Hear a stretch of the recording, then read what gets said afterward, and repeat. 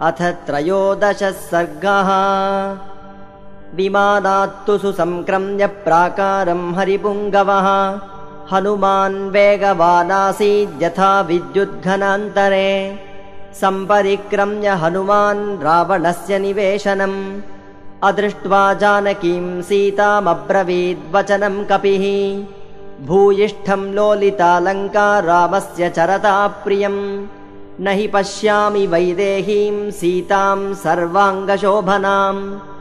पल्वलानि तटाकानि सरांसि सरितस्तथा नद्योऽनूपवनान्ताश्च दुर्गाश्च धरणीधराः। लोलिता वसुधा सर्वा न तु पश्यामि जानकीम्। सह सम्पातिना सीता रावणस्य निवेशने। आख्याता गृध्रराजेन न च पश्यामि तामहम्। किं नु सीताथ वैदेही मैथिली जनकात्मजा। उपतिष्ठेत विवशा रावणेन हृता बलात्। क्षिप्रमुत्पततो मन्ये सीतामादाय रक्षसः। बिभ्यतो रामबाणानामन्तरा पतिता भवेत्। अथवा ह्रियमाणायाः पथि सिद्धनिषेविदे। मन्ये पतितमार्याया हृदयं प्रेक्ष्य सागरम्। रावणस्योरुवेगेन भुजाभ्यां पीडितेन च। तया मन्ये विशालाक्ष्या त्यक्तं जीवितमार्यया। उपर्युपरि वा नूनं सागरं क्रमतस्तदा। विवेष्टमाना पतिता समुद्रे जनकात्मजा। आहो क्षुद्रेण चानेन रक्षन्ती शीलमात्मनः। अबन्धुर्भक्षिता सीता रावणेन तपस्विनी। अथवा राक्षसेन्द्रस्य पत्नीभिरसिते क्षणा। अदुष्टा दुष्टभावाभिर्भक्षिता सा भविष्यति। सम्पूर्णचन्द्रप्रतिमं पद्मपत्रनिभेक्षणम्। रामस्य ध्यायति वक्त्रं पञ्चत्वं कृपणागता। हा रामलक्ष्मणेत्येवं हायोध्ये चेति मैथिली। विलप्य बहुवैदेही न्यस्तदेहा भविष्यति। अथवा निगिता मन्ये रावणस्य निवेशने। नूनं लालप्यते सीता पञ्जरस्थेव शारिका। जनकस्य सुता सीता रामपत्नी सुमध्यमा। कथमुत्पलपत्राक्षी रावणस्य वशं व्रजेत्। विनष्टा वा प्रनष्टा वा मृता वा जनकात्मजा। रामस्य प्रियभार्यस्य न निवेदयितुं क्षमम्। निवेद्यमाने दोषस्यादनिवेदने। कथं नु खलु कर्तव्यं विषमं प्रतिभाति मे। अस्मिन्नेवं गते कार्ये प्राप्तकालं क्षमं च किं भवेदिति मतं भूयो हनुमान् प्रविचारयन्। यदि सीतां दृष्ट्वाहं वानरेन्द्रपुरीमितः गमिष्यामि ततः को मे पुरुषार्थो भविष्यति। ममेदं लङ्घनं व्यर्थं सागरस्य भविष्यति। प्रवेशश्चैव लङ्काया राक्षसानां च दर्शनम्। किं मां वक्ष्यति सुग्रीवो हरयो वा समागताः। किष्किन्धां समनुप्राप्तं तौ वा दशरथात्मजौ। गत्वा तु यदि काकुत्स्थं वक्ष्यामि परमप्रियं। न दृष्टेति मया सीता ततस्त्यक्ष्यति जीवितम्। परुषं दारुणं क्रूरं तीक्ष्णमिन्द्रियतापनम्। सीतानिमित्तं दुर्वाक्यं श्रुत्वा स न भविष्यति। तं तु कृच्छ्रगतं दृष्ट्वा पञ्चत्वगतमानसम्। भृशानुरक्तो मेधावी न भविष्यति लक्ष्मणः। विनष्टौ भ्रातरौ श्रुत्वा भरतोऽपि मरिष्यति। भरतं च मृतं दृष्ट्वा शत्रुघ्नो न भविष्यति। पुत्रान् मृतान् समीक्ष्याथ न भविष्यन्ति मातरः। कौसल्या च सुमित्रा च कैकेयी च न संशयः। कृतज्ञः सत्यसन्धश्च सुग्रीवः प्लवगाधिपः। रामं तथागतं दृष्ट्वा ततस्त्यक्ष्यति जीवितम्। दुर्मना व्यथिता दीना निरानन्दा तपस्विनी। पीडिता भर्तृशोकेन रुमा त्यक्ष्यति जीवितम्। बालिजेन तु दुःखेन पीडिता शोककर्षिता। पञ्चत्वं जगते राज्ञि तारापि न भविष्यति। माता पित्रोर्विनाशेन सुग्रीवव्यसनेन च। कुमारोऽप्यङ्गदः कस्माद् धारयिष्यति जीवितम्।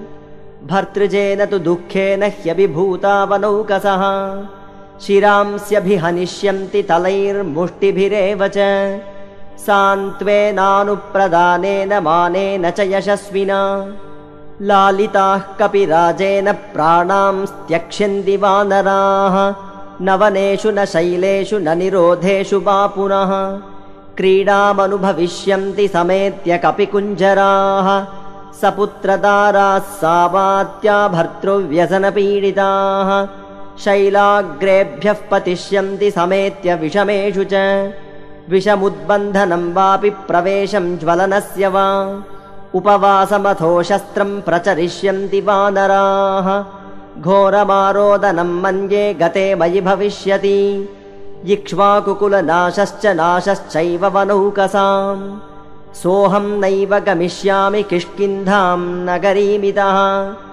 न च शक्याम्यहं द्रष्टुं सुग्रीवं मैथिलीं विना मय्यगच्छति चेहस्थे धर्मात्मानौ महारथौ आशयातौ धरिष्येते वानराश्च मनस्विनः हस्तादानो मुखादानो नियतो वृक्षमूलिकः वानप्रस्थो भविष्यामि ह्यदृष्ट्वा जनकात्मजाम् सागरानूपजे देशे बहुमूलफलोदके चितां कृत्वा प्रवेक्ष्यामि समिद्धमरणीसुतम् उपविष्टस्य वा सम्यग्लिङ्गिनं साधयिष्यतः शरीरं भक्षयिष्यन्ति वाजसाश्वापदानि च इदं महर्षिभिर्दृष्टं निर्याणमिति मे मतिः संजगापः प्रवेक्ष्यामि न चेत् पश्यामि जानकीं सुजातमूला सुभगा कीर्तिमाला यशस्विनी प्रभग्ना चिररात्राय मम सीतामपश्यतः